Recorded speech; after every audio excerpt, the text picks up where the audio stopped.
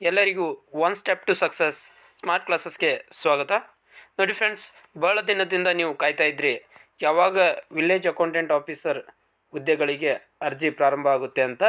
ಇಲ್ಲೊಂದು ಆನ್ಲೈನ್ ವೇಳಾಪಟ್ಟಿಯನ್ನು ಬಿಡುಗಡೆ ಮಾಡಿದ್ದಾರೆ ಮತ್ತು ಇದರ ಜೊತೆಗೆ ಏನು ಮಾಡಿದ್ದಾರೆ ಅಂದರೆ ಆನ್ಲೈನ್ ಲಿಂಕ್ ಕೂಡ ಸ್ಟಾರ್ಟ್ ಆಗಿದೆ. ನೋಡಿ, ಇವತ್ತಿನ ದಿನಾಂಕ ಇದೆ 5/4/2024. ಏನಿದೆಪ್ಪ ಅಂದರೆ ಕರ್ನಾಟಕ ಸರ್ಕಾರ ಕಂದಾಯ ಇಲಾಖೆ ಗ್ರಾಮ ಆಡಳಿತ ಅಧಿಕಾರಿ ಹುದ್ದೆಗಳಿಗೆ ನೇರ ನೇಮಕಾತಿ ಸಂಬಂಧ ಕರ್ನಾಟಕ ಪರೀಕ್ಷಾ ಪ್ರಾಧಿಕಾರದಿಂದ ದಿನಾಂಕ 20/2/2024 ವಿವರವಾದ ಅಧಿಸೂಚನೆಯನ್ನು ಪ್ರಕಟಿಸಲಾಗಿರುತ್ತದೆ. ನೋಡಿ, ಫೆಬ್ರವರಿ 20ನೇ ತಾರೀಕು ಏನು ಮಾಡಲಾಗಿತ್ತು, ವಿವರವಾದ ಅಧಿಸೂಚನೆಯನ್ನು ಪ್ರಕಟಗೊಳಿಸಲಾಗಿತ್ತು. ಆದರೆ ಆನ್ಲೈನ್ ಅರ್ಜಿ ಇನ್ನೂ ಪ್ರಾರಂಭವಾಗಿದ್ದಿಲ್ಲ. ಆದರೆ ಯಾವಾಗಲಿಂದ ಸ್ಟಾರ್ಟ್ ಆಗಿದೆಯಪ್ಪ ಅಂದರೆ ಇವತ್ತಿಂದ ಸ್ಟಾರ್ಟ್ ಆಗಿದೆ. ಇಲ್ಲಿದೆ ನೋಡಿ, 5/4/2024 ಸ್ಟಾರ್ಟ್ ಆಗಿದೆ. 5/4/2024 ಎಲ್ಲಿ ಕೊನೆಯ ದಿನಾಂಕ ನೋಡ್ತಾ ಬರೋದಾದರೆ 4/5/2024 ಅಂದರೆ ಮೇ 4ನೇ ತಾರೀಕು ತನಕ ನೀವು ಅರ್ಜಿಯನ್ನು ಸಲ್ಲಿಸ್ಬೋದು. ಅರ್ಜಿ ಶುಲ್ಕ ಪಾವತಿಸಲು ಕೊನೆಯ ದಿನಾಂಕ 7/5/2024 ಅಂದರೆ ಮೇ 7ನೇ ತಾರೀಕು ತನಕ ನೀವೇನು ಮಾಡ್ಬೋದು, ಅರ್ಜಿ ಶುಲ್ಕವನ್ನು ಪಾವತಿಸಬಹುದು. ಹೌದಾ?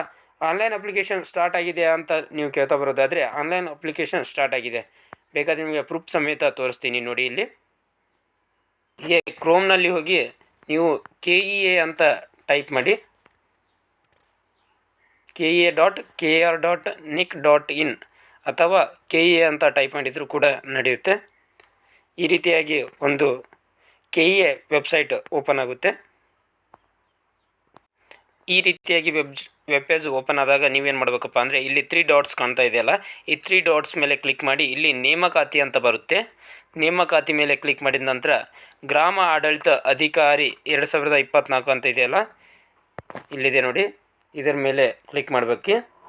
ಇದರ ಮೇಲೆ ಕ್ಲಿಕ್ ಮಾಡಿದ ನಂತರ ನಿಮಗೇನಾಗುತ್ತೆ ಅಂದರೆ ಬ್ರೌಸ್ ಆದ ತಕ್ಷಣವೇ ಗ್ರಾಮ ಆಡಳಿತ ಅಧಿಕಾರಿಯ ಲಿಂಕ್, ಅರ್ಜಿ ಸಲ್ಲಿಸುವಂಥ ಲಿಂಕ್ ಓಪನ್ ಆಗುತ್ತೆ.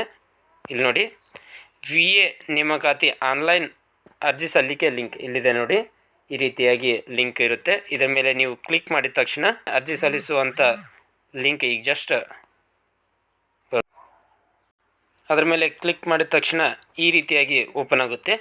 ಇಲ್ಲಿ 3 ಸ್ಟೆಪ್ ಇದೆ. 3 ಸ್ಟೆಪ್ಪು ಯಾವ ರೀತಿ ಅರ್ಜಿ ಸಲ್ಲಿಸ್ಬೋದು ಅಂದರೆ submit application for the post under the revenue department of Karnataka.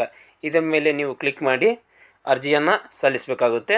ಅಲ್ಲಿದು ಈ ಸ್ಟೆಪ್ ಕಂಪ್ಲೀಟ್ ಆದ ನಂತರ ಫೋಟೋ ಮತ್ತು ಸಿಗ್ನೇಚರ್ನ ಅಪ್ಲೋಡ್ ಮಾಡಬೇಕಾಗುತ್ತೆ. 2ನೇ ಸ್ಟೆಪ್ನಲ್ಲಿ. ಇದು 1ನೇ ಸ್ಟೆಪ್ಪು, ಇದು 2ನೇ ಸ್ಟೆಪ್ಪು.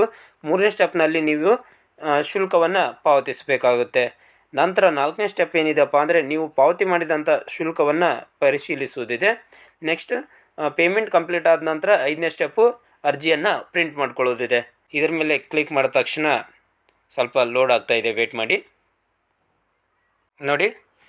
ನೋಡಿ, ಈ ರೀತಿಯಾದಂಥ ಒಂದು ಪೇಜ್ ಓಪನ್ ಆಗುತ್ತೆ. ನೀವು ಯಾವ ರೀತಿ ಅರ್ಜಿ ಸಲ್ಲಿಸಬೇಕಾಗಪ್ಪ ಅಂತಂದರೆ ಇಲ್ಲಿ ನೋಡಿ, ಇಲ್ಲಿ ಪೋಸ್ಟನ್ನು ಆಯ್ಕೆ ಮಾಡಬೇಕು. ನೆಕ್ಸ್ಟ್ ಇಲ್ಲಿ ಡಿಸ್ಟಿಕನ್ನು ಸೆಲೆಕ್ಟ್ ಮಾಡಬೇಕು. ಇಲ್ಲಿ ಡಿಸ್ಟಿಕನ್ನು ಸೆಲೆಕ್ಟ್ ಮಾಡಿದ ನಂತರ ನಿಮ್ಮ ಹೆಸರು, ತಾಯಿ ಹೆಸರು, ತಂದೆ ಹೆಸರು, ನೆಕ್ಸ್ಟ್ ಜೆಂಡರನ್ನು ಸೆಲೆಕ್ಟ್ ಮಾಡಬೇಕಾಗುತ್ತೆ, ಕಾಸ್ಟು, ನಿಮ್ಮ ಜನ್ಮ ದಿನಾಂಕ, ತದನಂತರ address, next district, state, pin ಕೋಡು, ತದನಂತರ ಮೀಸಲಾತಿ ಅಂದರೆ ನಿಮಗೆ ಕನ್ನಡ ಗ್ರಾಮೀಣ ಆಗಿರ್ಬೋದು, ಕನ್ನಡ ಮಾಧ್ಯಮ ಆಗಿರ್ಬೋದು, ಯೋಜನಾ ನಿರಾಶ್ರಿತ, ಮಾಜಿ ಸೈನಿಕ ಆಗಿದ್ದರೆ ಮಾಜಿ ಸೈನಿಕ ಹೌದೋ ಅಲ್ಲೋ ಅನ್ನೋದು. ನೆಕ್ಸ್ಟ್ ನೀವು ಎಷ್ಟು ಪರ್ಸೆಂಟೇಜನ್ನು ಪಡ್ಕೊಂಡಿದ್ದೀರಿ, SSLC ರಿಜಿಸ್ಟರ್ ನಂಬರ್, ಇವೆಲ್ಲವನ್ನು ಅಪ್ಲೈ ಮಾಡಬೇಕಾಗುತ್ತೆ. ನೆಕ್ಸ್ಟ್ ಆಧಾರ್ ನಂಬರ್ನ, ಕೊನೆಯ 4 ಆಧಾರ್ ನಂಬರ್ನ ಹಾಕಬೇಕಾಗುತ್ತೆ. ಪರೀಕ್ಷಾ ಕೇಂದ್ರವನ್ನು ಇಲ್ಲಿ ನೀವು ಸೆಲೆಕ್ಟ್ ಮಾಡ್ಕೊಳ್ಬೇಕಾಗುತ್ತೆ. ತದನಂತರ ಇಲ್ಲಿ ಡಿಕ್ಲರೇಷನ್ ಫಾರ್ಮ್ ಇರುತ್ತೆ. ಡಿಕ್ಲರೇಷನ್ ಫಾರ್ಮ್ ಮೇಲೆ ಕ್ಲಿಕ್ ಮಾಡಿದ ನಂತರ ಇಲ್ಲಿ ಪ್ರಿವ್ಯೂ ಬಟನ್ ಇರುತ್ತೆ. ಪ್ರಿವ್ಯೂ ಬಟನ್ ಮೇಲೆ ಕ್ಲಿಕ್ ಮಾಡಿ ತದನಂತರ ಸಬ್ಮಿಟ್ ಅಂತ ಬರುತ್ತೆ. ಆ ಪ್ರಿವ್ಯೂ ಬಂದಾಗ ನೀವು ಒಂದು ಸಲ ಚೆಕ್ ಮಾಡ್ಕೊಳ್ಳಿ ಕರೆಕ್ಟ್ ಇದೆಯೋ ಇಲ್ಲೋ ಅಂತ. ಚೆಕ್ ಮಾಡ್ಕೊಂಡ ನಂತರ ಕರೆಕ್ಟ್ ಇದ್ದರೆ ಸಬ್ಮಿಟ್ ಬಟನ್ ಮೇಲೆ ಕ್ಲಿಕ್ ಮಾಡಿ. ಸಬ್ಮಿಟ್ ಬಟನ್ ಮೇಲೆ ಕ್ಲಿಕ್ ಮಾಡಿದ ತಕ್ಷಣ ಏನು ಮಾಡಬೇಕಪ್ಪ ಅಂದರೆ ನೀವು ನೆಕ್ಸ್ಟ್ ಪ್ರೊಸೆಸ್ಗೆ ಹೋಗಬೇಕಾಗುತ್ತೆ. ನೆಕ್ಸ್ಟ್ ಪ್ರೊಸೀಜರ್ ಏನಪ್ಪ ಅಂದರೆ ಪೇಮೆಂಟು ಇಲ್ಲ, ಫೋಟೋ ಆ್ಯಂಡ್ ಸೈನ್ ಅಪ್ಲೋಡ್ ಮಾಡೋದಿರುತ್ತೆ. ಫೋಟೋ ಆ್ಯಂಡ್ ಸೈನ್ ಅಪ್ಲೋಡ್ ಮಾಡಿದ ತಕ್ಷಣವೇ ಫೀ ಇರುತ್ತೆ. ಫೀಯನ್ನು ಪೇಮೆಂಟ್ ಮಾಡಿದ ತಕ್ಷಣ ಪ್ರಿಂಟ್ ತೊಗೋಬೇಕಾಗುತ್ತೆ. ಇದಿಷ್ಟು ಏನಾಯ್ತಪ್ಪ ಅಂದರೆ ವಿಲೇಜ್ ಅಕೌಂಟೆಂಟ್ ಆಫೀಸರ್ಸ್ ಹುದ್ದೆಗಳಿಗೆ ಯಾವ ರೀತಿ ಅರ್ಜಿ ಸಲ್ಲಿಸಬೇಕು ಅನ್ನೋದ್ರ ಬಗ್ಗೆ ಮಾಹಿತಿಯಾಗಿತ್ತು. ಇದೇ ರೀತಿಯಾಗಿ ಇನ್ನಿತರ ಮಾಹಿತಿಗಾಗಿ ನಮ್ಮ ಚಾನಲನ್ನು ಸಬ್ಸ್ಕ್ರೈಬ್ ಮಾಡ್ಕೊಳ್ಳಿ. ಧನ್ಯವಾದಗಳು.